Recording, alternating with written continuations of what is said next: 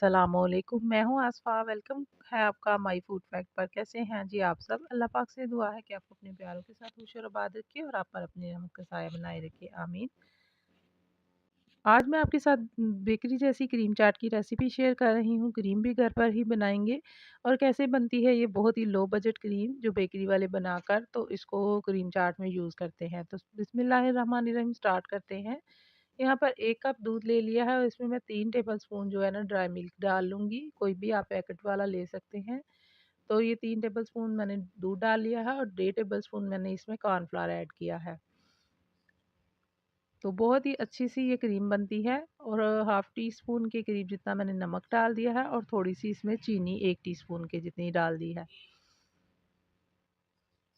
तो चीनी डालने से ये कोई मीठा टेक्सचर नहीं होता बल्कि ये जो है ना बिल्कुल क्रीम वाला इसका टेक्सचर क्रीम वाला फ्लेवर होता है। चीनी कोई इसमें मीठा फ्लेवर नहीं हो जाता। तो 1 टीस्पून चीनी आपने लाज़मी डालनी है इसमें। तो 1 कप दूध से इतनी मज़े की इतनी सारी क्रीम बन जाती है। ये चाट जो है ना बहुत ही फिर लो बजट बनती है और बेकरी वाले बाज़ार की महँगी क्रीम यूज़ नहीं करते। जो जिन लोगों की चाट बहुत ही मशहूर होती है तो वो इस तरह ही क्रीम बनाकर तो यूज़ करते हैं। तो ये जो मैंने ड्राई मिल्क इसमें डाला है इससे बिल्कुल क्रीमी सा टेक्सचर आता है। जो टेट्रा पैक क्रीम हम खरीदते हैं बिल्कुल उस जैसा फ्लेवर हो जाता है। अच्छा, हैंड बीटर से आपने चूल्हा जलाने से पहले सारी चीज़ों को अच्छी तरह से मिक्स करके फिर चूल्हा जलाना है और फ्लेम जो है ना बहुत ही लो रखनी है और हैंड बीटर की मदद से आपने इसको मुसलसल बीट करते रहना है ताकि इसमें जो है ना गुठलियाँ ना बने। क्योंकि जैसे ही पकना स्टार्ट होती है तो कॉर्नफ्लावर की वजह से अगर हम इसको चलाते नहीं रहेंगे तो गुठलियाँ सी बन जाएंगी। जैसे ही इसका टेक्सचर गाढ़ा होने लगे आपको लगे कि ये क्रीमी फॉर्म में आ चुकी है तो फिर आपने फ्लेम इसके नीचे से बंद कर देनी है। अभी देखिए ये गाढ़ा होना शुरू हो गया है।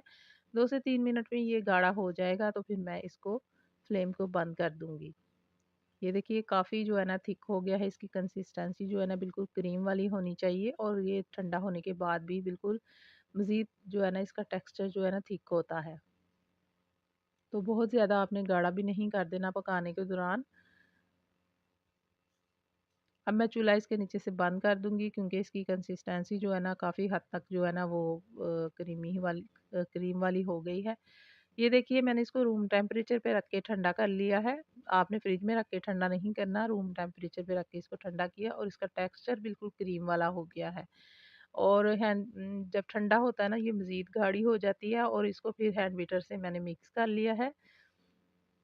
अभी मैंने इसमें इस एक एक टेबल 1.5 टेबलस्पून डाल दी है मायोनीज़। मायोनीज़ अगर ऑप्शनल है, अगर आप डालना चाहें तो डाल लें। इससे फ्लेवर जो है ना बहुत ही अच्छा-सा आ जाता है।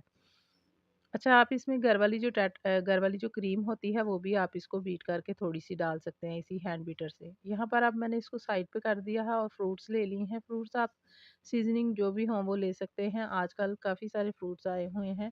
केले, सेब और कीवी, अनार और अंगूर ये सारे मैंने कट करके रख लिए थे और फ्रूट चाट बनाने से पहले फ्रूट ज़ाहिर है पहले से काटना होता है और रमज़ान में तो ख़ास तौर पर फ्रूट चाट रोज़ बनती है और पहले से बना के रखनी होती है तो काला ना हो फ्रूट क्योंकि अक्सर शिकायत होती है लोगों की वो पहले से चाट बना लें या पहले से काट के रखें तो काला हो जाता है।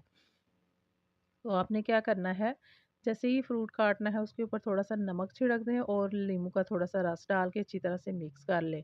उसके बाद आप इसको कोई भी चाट बनाएँ, क्रीम चाट बनाएँ या चटनी वाली बनाएँ, तो फिर आपकी जो चाट है ना एंड तक काली नहीं होगी और ना ही पानी छोड़ेगी। क्योंकि काला होने के बाद ही फिर वो पानी छोड़ना शुरू कर देती है। अच्छा जी, फ्रूट को मैंने मिक्स करके रख लिए सारे फ्रूट्स। यहाँ पर इसमें थोड़ा-सा नमक ऐड किया है और थोड़ी-सी काली मिर्च और थोड़ा-सा चाट मसाला।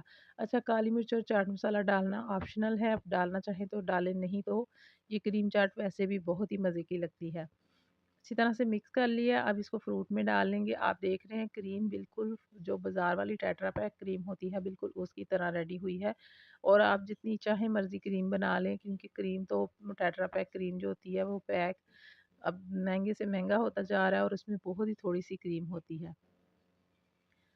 तो 1 कप दूध से आप देखिए कितनी ज़्यादा माशाल्लाह से क्रीम बन गई है। तो रमज़ान में आगे इंशाअल्लाह ताला क्रीम चाट हर घर में बनती है। बच्चों की बर्थडे वग़ैरह में भी फ्रूट चाट बनती है तो इस तरह से आप बनाएँ। बहुत ही लो बजट रेसिपी है और जो सीज़निंग फ्रूट होते हैं वही डालें तो वो इतने महँगे नहीं होते। तो इस तरह से बिल्कुल लो बजट रेसिपी तैयार हो जाएगी। तो कैसी लगी है आपको आज की रेसिपी? अगर अच्छी लगी है लाइक शेयर कर दीजिए, छोटा-सा फीडबैक ज़रूर दिया करें। तो अब इसको ठंडा करके आप खाएँ तो बहुत ही मज़े की रहती है। तो इंशाअल्लाह ताला फिर मिलेंगे एक अच्छी-सी मज़ेदार सी रेसिपी के साथ। मुझे दुआओं में याद रखिएगा। अल्लाह हाफ़िज़।